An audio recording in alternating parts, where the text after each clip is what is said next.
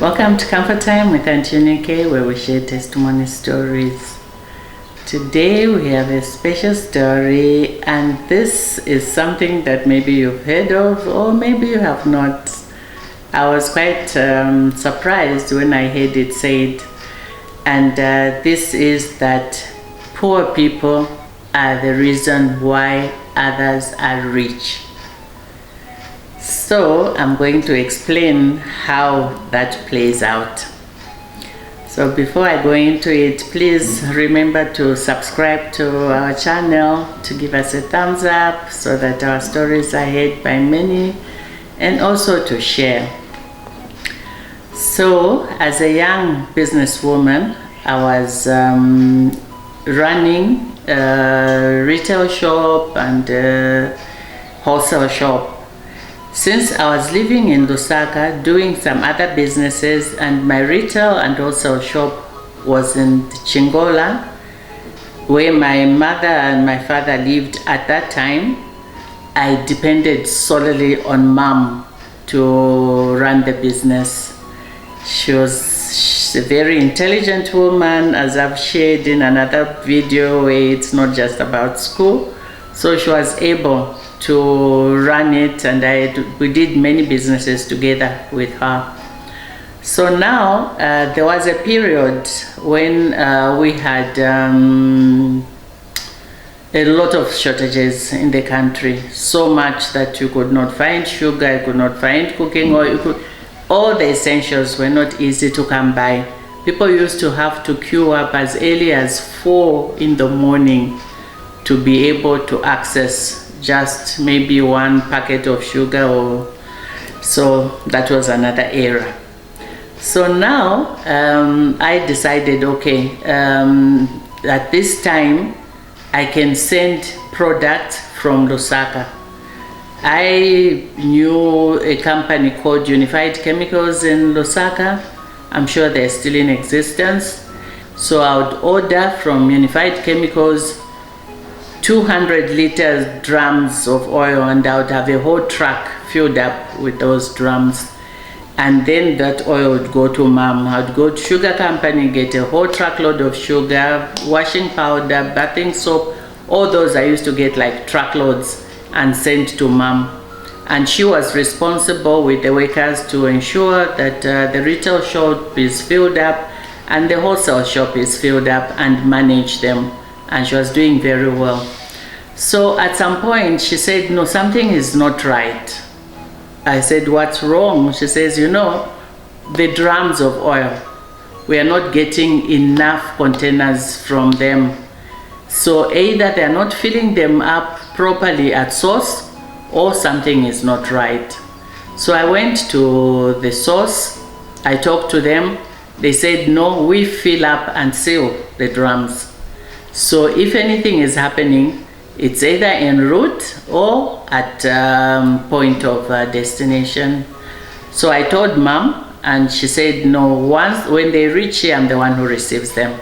So if there's anything else going wrong, it should be en route to this place. I was like, okay. Because what used to happen was that when the drums are filled and packed or loaded on the trucks, I would send the trucks to go on their own, and I'd get on a plane and meet the trucks in Chingola. So then I decided what I should do now is, as soon as the trucks are loaded, I too become a passenger on the trucks. So when I did that, when we got to Chingola, not even a liter was missing. So it was very clear that the driver and whoever was helping him, they used to stop somewhere en route to the copper belt and decant from the drums. So we told them, this is what you have been doing, it's very clear. So should any more oil or anything else go missing, it will come out of your pay. So that is how we stopped that. After that, we didn't have any more shortages. But once in a while, I would go and be with mom and just help her, especially at the times when there would be too many people and she would like get overwhelmed. So I'd be with her, help her to sell and to deposit the money at the bank. And you know, we didn't have very big notes then. We used to carry the money in trunks, tin trunks, trunks, you know, a lot of them. Maybe we would pack 2 or 3 containers full of money. Then we would take it to the bank, and the bank was very gracious. We never had to do it from the till. They used to give us a room where we would go with the trunks and would have help to count the monies and deposit. So we had the same account. She could deposit and withdraw from Chingola.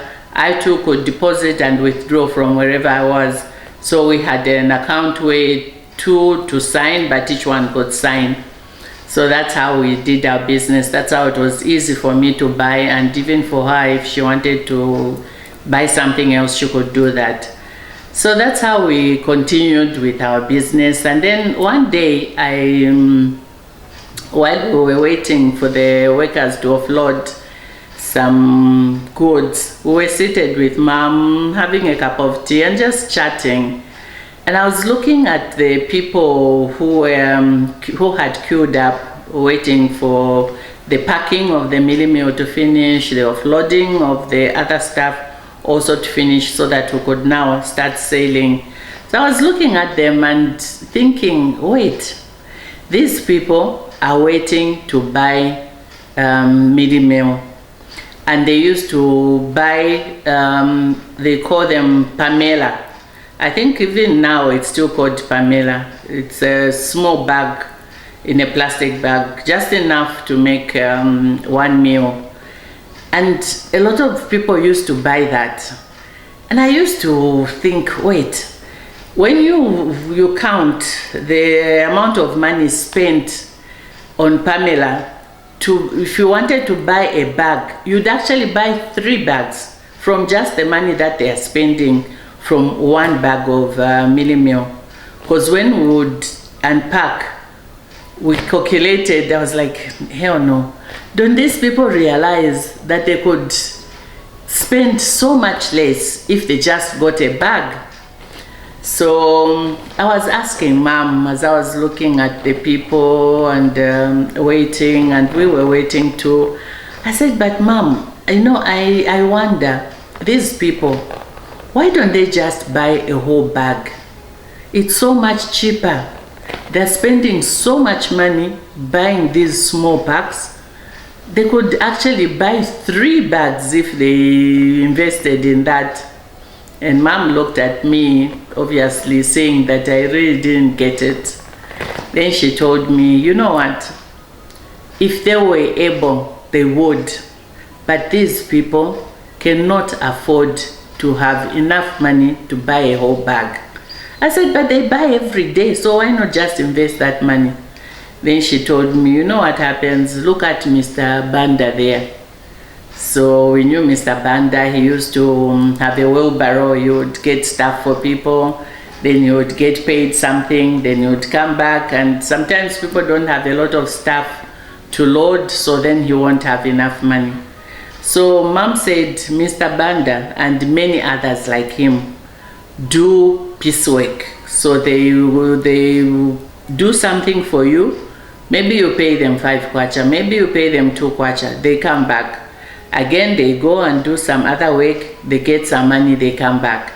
So at the end of the day, maybe they've made 10 kwacha, maybe they've made 20 kwacha, but whatever they have made is not enough for just a whole bag of mealie meal. They have to eat. So they'll think of vegetables. Maybe they'll say vegetables. If they say, for example, they got 5 kwacha. They say vegetables, I'll get 1 kwacha. Then 2 kwacha, maybe I'll get cooking oil. Then maybe I get the mealie meal. That's it. We go and have Nshima. For that day we have eaten. Maybe tomorrow they'll have more work. And then they'll say, okay, today we'll get some kapenta. This is it's small dried fish. So today we'll upgrade from the vegetables, we'll have the kapenta. And therefore we've changed our meal. So depending on how much they've made on that day, then that is what they'll eat. And if they don't make enough, it's even possible that they will go without. And I remember feeling so sad. I said, that is, really rough. So that's when she told me. She said, you don't know that poor people are the ones who make people rich. Because those people have to buy every day. And when they buy, imagine how much money people are making from all over. I said, but does that mean that rich people are exploiting the poor people? She said, no, it's not that they're exploiting.